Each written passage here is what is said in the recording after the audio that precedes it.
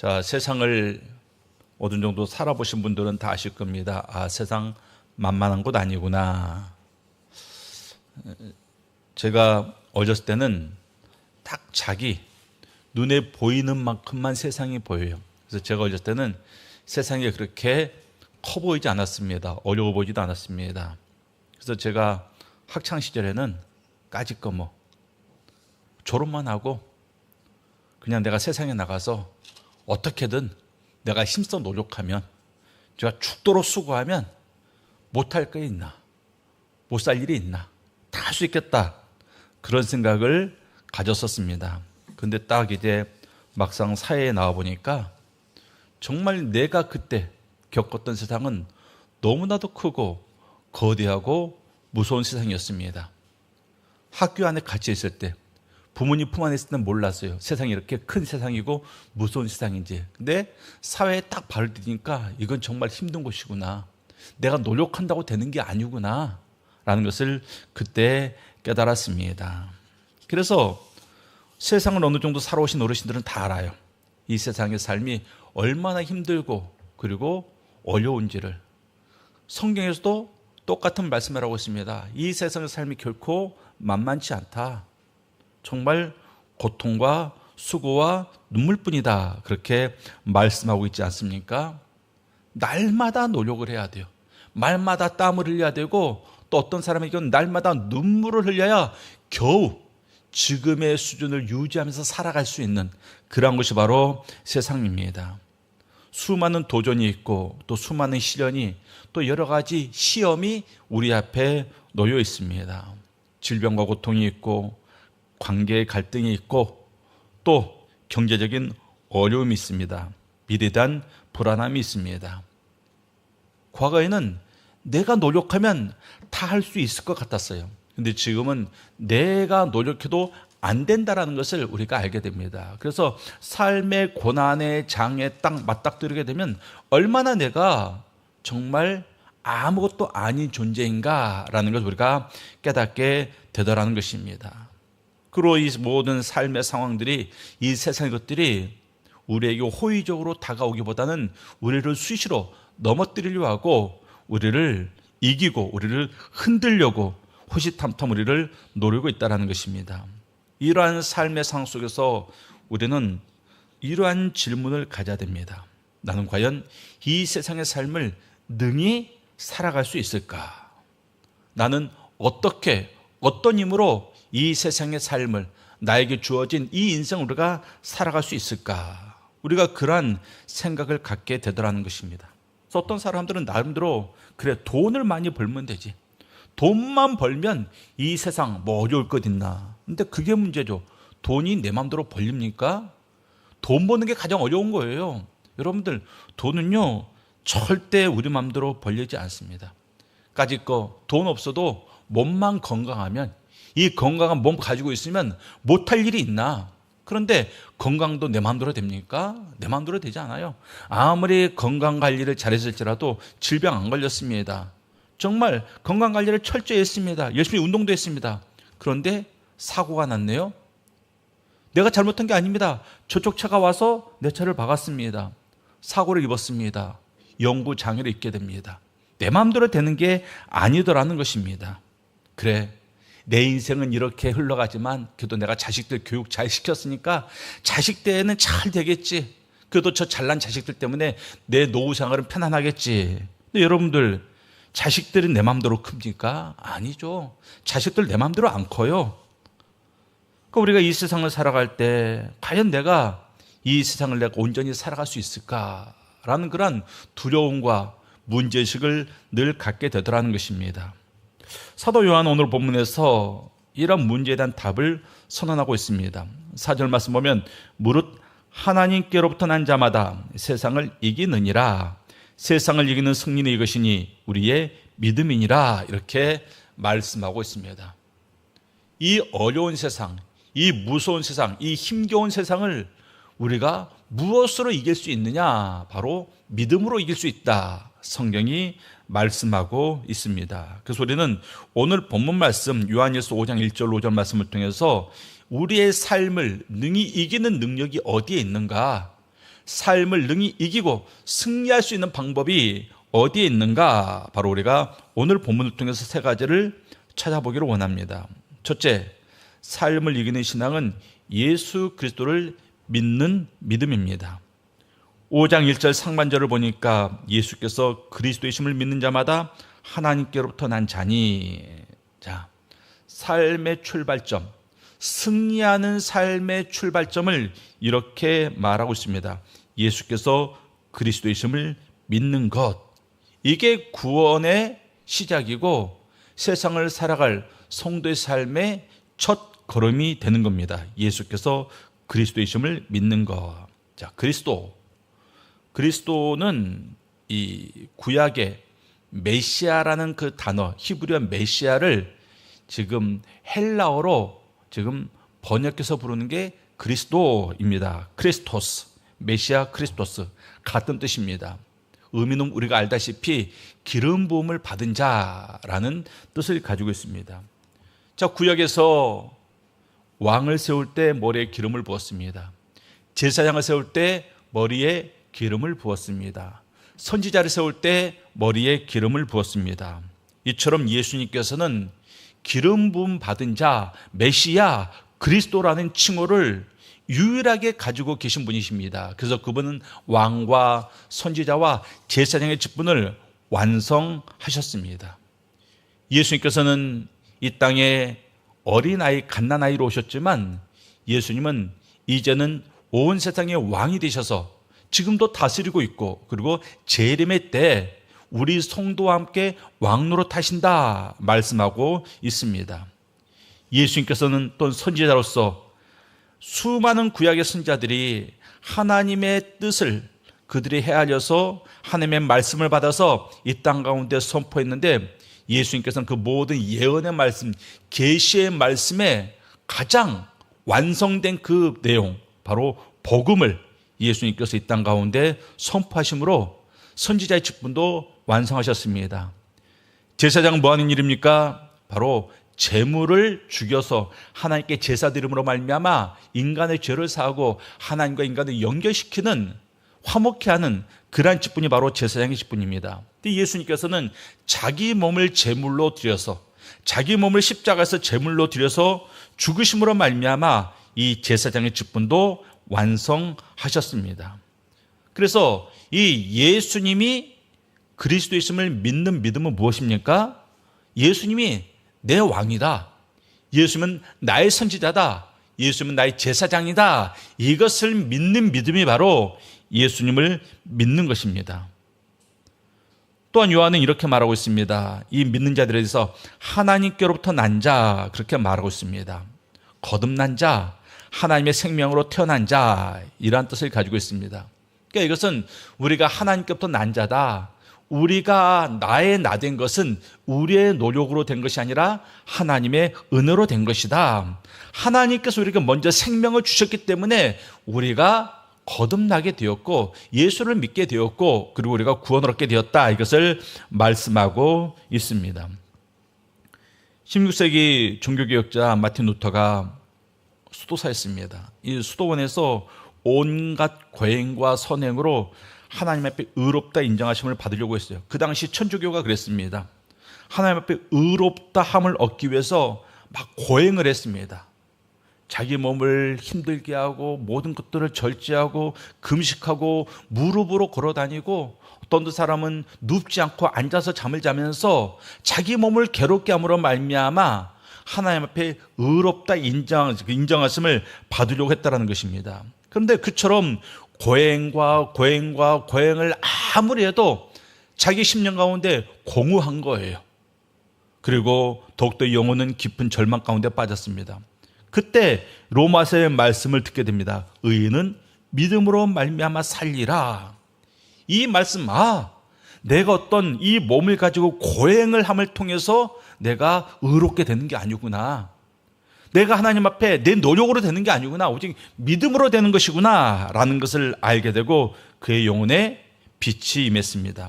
나중에 이렇게 고백합니다.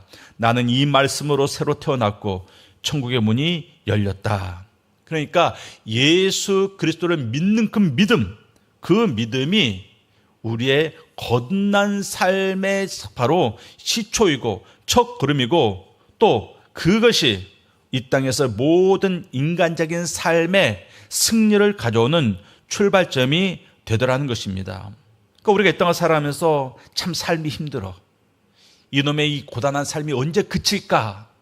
여러분, 삶이 변화되기를 기다리지 말고 우리가 그 삶을 극복하고 이기면 되는 겁니다. 근데 무엇으로 가능하다고요? 어떤 거창한 능력이 필요한 게 아닙니다. 우리가 우리의 삶을 극복하고 이기고 우리의 삶을 우리가 주장하기 위해서는 어떤 커다란 능력이 필요한 게 아니라 바로 이것입니다. 예수께서 나의 그리스도이시다. 이 고백이 우리에게 필요한 것입니다. 우리 사랑하는 성도님들이 이 시간 다시 한번 이 고백이 여러분들의 마음 가운데 진실되게 각인이 되고, 또 여러분들의 입술을 통해서 진실되게 그 고백이 올려드려질 수 있기를 바랍니다. 따라하겠습니다. 예수께서 나의 그리스도이시다. 예수님만이 나의 그리스도이십니다. 그래서 예수님만이 나의 왕이고, 예수님만이 나의 제사장이고, 예수님만이 나의 선지자이다. 이런 고백이 우리를 이미 승리의 자리로 이끌어가고 있음을 우리가 알아야 됩니다. 두 번째로 삶을 이기는 신앙은 무엇입니까? 하나님을 사랑하고 형제를 사랑하는 것입니다. 1절 하반절 2절 3절 말씀 보면 제가 읽겠습니다. 또한 낳으신 이를 사랑하는 자마다 그에게서 난 자를 사랑하느니라. 우리가 하나님을 사랑하고 그의 계명들을 지킬 때 이로써 우리가 하나님의 자녀를 사랑하는 줄을 아느니라. 하나님을 사랑하는 것이 이것이니 우리가 그의 계명들을 지키는 것이라. 그의 계명들은 무거운 것이 아니니라 그랬습니다. 자, 이 요한이 말하고 있습니다. 신앙과 사랑은 분리되는 것이 아닙니다. 그러니까 하나님을 사랑하는 자, 하나님을 믿는 자는요, 반드시 하나님을 사랑하게 되어 있고, 하나님을 사랑하는 자는 또한 하나님께서 사랑하는 자를 사랑하게 되어 있다는 것입니다. 그러므로 우리가 하나님을 사랑한다고 하면서 하나님께서 사랑하는 그 형제를 미워하는 것, 이것은 논리적으로 성립이 안 되는 겁니다. 내가 하나님을 사랑하면 하나님이 사랑하는 그 사람도 내가 당연히 사랑하게 되어 있습니다. 그러면 이제 우리가 하나님을 사랑하는가를 이것으로 우리가 측량할 수 있는 거죠. 내가 과연 하나님을 사랑하는가? 하나님이 저 사람을 사랑하실까? 하나님이 또 저 사람을 사랑하실까?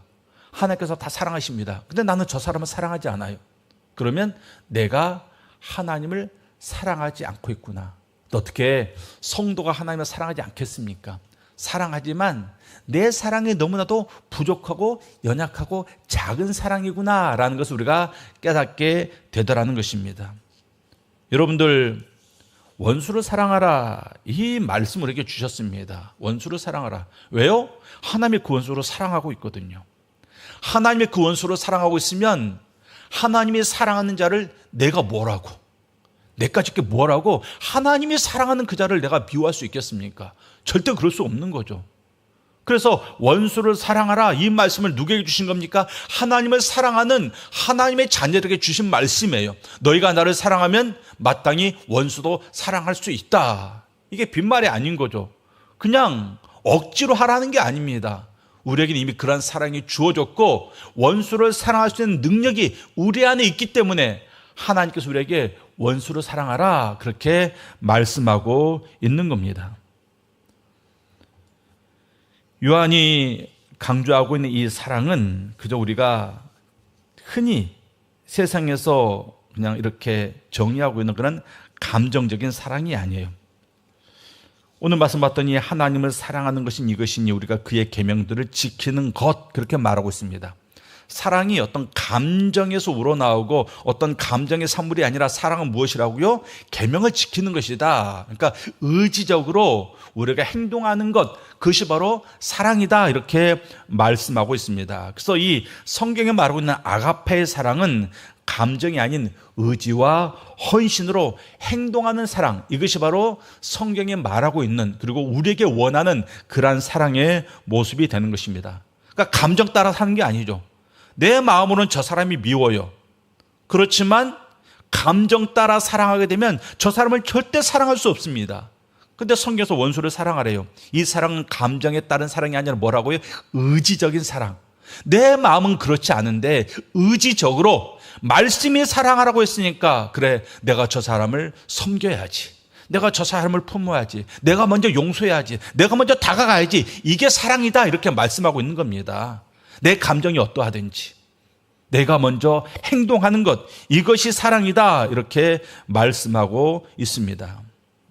그래서 아가페의 사랑은 어떻게 드러납니까? 하나님의 말씀을 붙잡고 순종하는 것, 그대로 따라가는 것. 왜? 하나님의 말씀을 따라가는 것에는 감정이 중요한 게 아니거든요. 여기는 결단이 중요하고 내 마음과 달라요.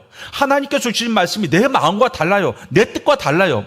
그렇지만 의지적으로 그 말씀 가운데 내가 복종하고 순종하고 따라가는 것, 이것은 의지거든요. 이건 감정이 아니거든요. 이것이 사랑이다 이렇게 성경이 말씀하고 있습니다. 우리에게 그렇게 사랑하라, 하나님도 그렇게 사랑하고 이웃도 그렇게 사랑하라 우리에게 말씀하고 있습니다. 근데 우리는 그렇게 안 하죠. 우리는 우리 감정 따라합니다. 내 감정이 가면 사랑도 가요. 근데 내 감정이 저 사람에게 좋지 않아요. 그러면 사랑 안 합니다. 사랑할 생각도 안 해요. 사랑할 노력도 안 합니다. 그것은 하나님을 사랑하는 것이다 아니다라는 거예요. 너희가 하나님을 사랑하면 저 사람을 나도 사랑하니까 너도 마땅히 사랑해라, 이것을 성경이 말씀하고 있습니다. 그러면서 이 성경에서 하나님을 사랑하는 것은 하나님의 계명을 지키는 것인데 그 계명들이 무거운 것이 아니라 이렇게 말씀하고 있습니다. 예수를 모르는 사람에게 있어서 성경 말씀대로 살아가는 게 얼마나 힘들고 무겁겠습니까? 예수를 몰라요. 예수를 안 믿어요. 그런데 주일마다 나와서 예배를 드리래요. 내 수입의 11조를 하나님께 드리래요.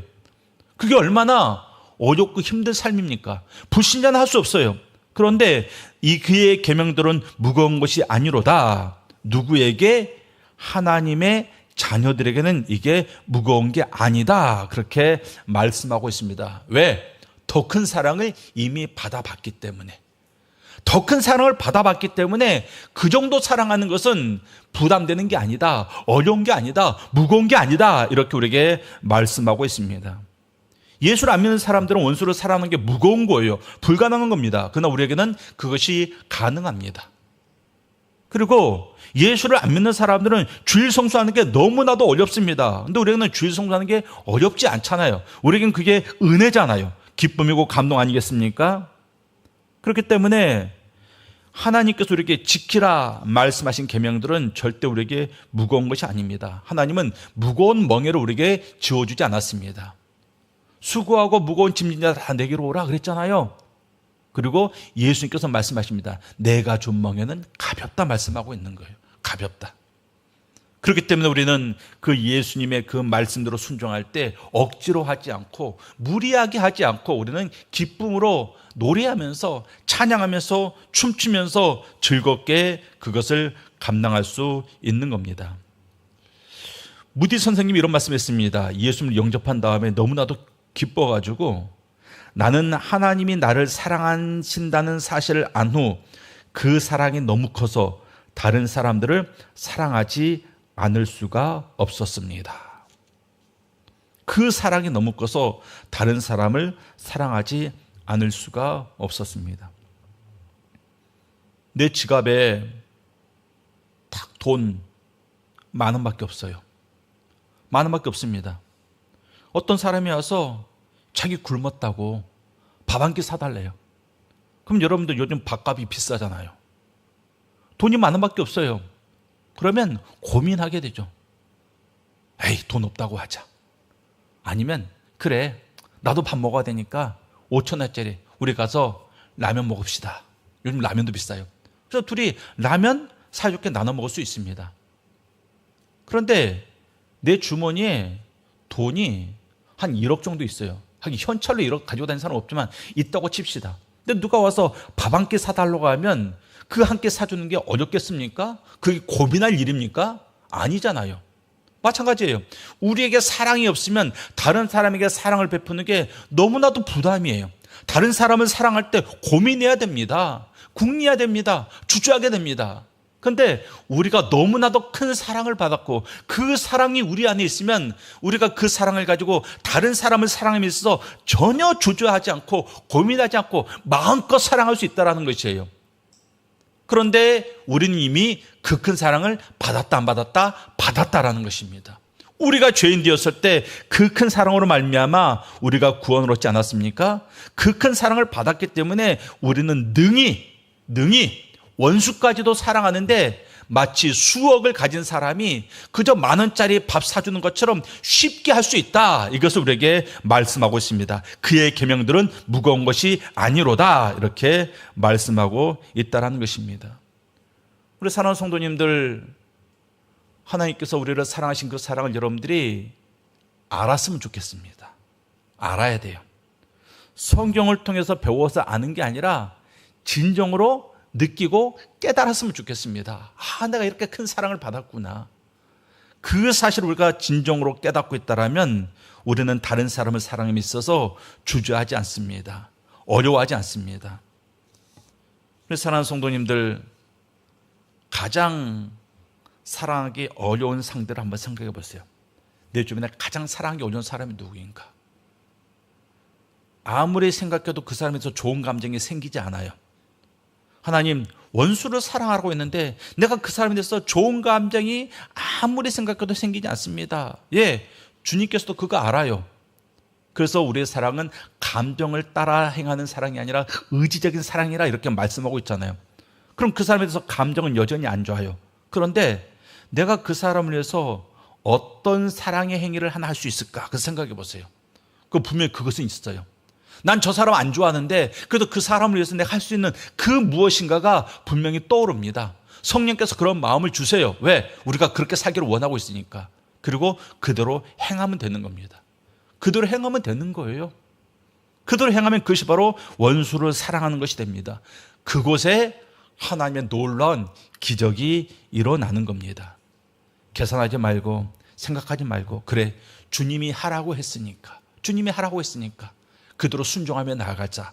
이 순종과 이 복종 안에 바로 천국이 이루어지는 것입니다. 그리고 우리의 삶이 무겁고 우리의 삶이 힘들 때 그 사람을 예수님처럼 사랑하는 그 사랑이 우리의 모든 무겁고 힘든 삶의 장애들을, 삶의 문제들을 이기게 하는 능력이 된다. 이렇게 말씀하고 있는 겁니다. 하나님을 사랑하는 여러분들은 하나님의 말씀을 붙잡고 또 하나님께서 사랑하는 그 사람을 여러분들 또 함께 동일하게 사랑하실 수 있기를 바랍니다. 세 번째로 삶을 이기는 신앙은 이런 것입니다. 예수님이 하나님의 아들이심을 믿는 신앙입니다. 자, 첫 번째는 제가 그랬죠. 예수님이 그리스도이심을 믿는 신앙이 삶을 이긴다 그랬습니다. 근데 세 번째는 무엇이라고요? 예수님이 하나님의 아들이심을 믿는 신앙. 이게 중요합니다. 이스라엘 백성들이 예수님께서 이 땅에 오셔가지고 사역을 하실 때 부분적으로 예수님을 믿었어요. 예수님을 믿었습니다. 근데 그들이 예수님에 대해서 하나님의 아들이심은 믿지 않았어요. 그래서 결국 예수를 배척하게 됩니다. 요한일서 5장 4절 5절 말씀 보면 무릇 하나님께로부터 난 자마다 세상을 이기느니라. 세상을 이기는 승리는 이것이니 우리의 믿음이니라. 자, 5절 여러분들이 읽겠습니다. 5절 말씀 시작.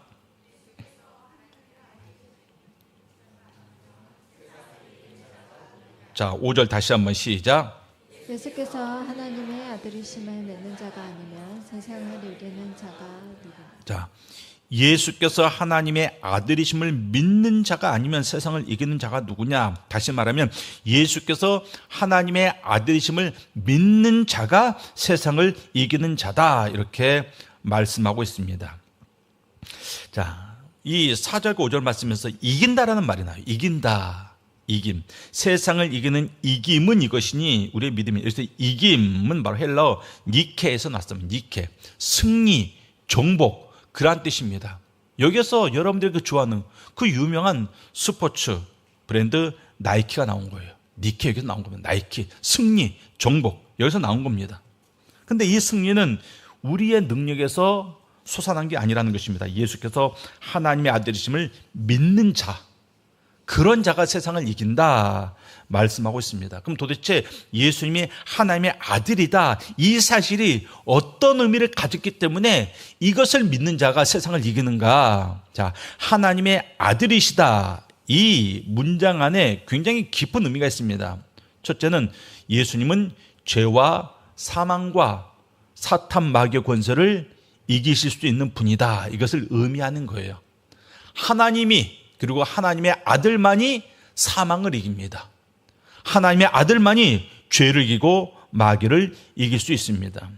또 예수님이 하나님의 아들이다라는 이 문장에 포함된 의미는 이런 거예요. 십자가에서 죽으시고 부활하심으로 이 세상 모든 권세를 이기신 분이 바로 예수님이다라는 의미가 있습니다. 그래서 그분을 믿는 그 믿음을 가진 자들에게는 바로 동일한 승리, 동일한 이김을 우리에게도 하나님께서 가져다 주십니다. 그래서 무릇 하나님께로부터 난 자마다, 우리를 말하는 거예요. 하나님께로부터 난 자마다 성도들마다 세상을 이기느니라. 근데 이 이긴다라는 말이 능동태로 쓰였습니다.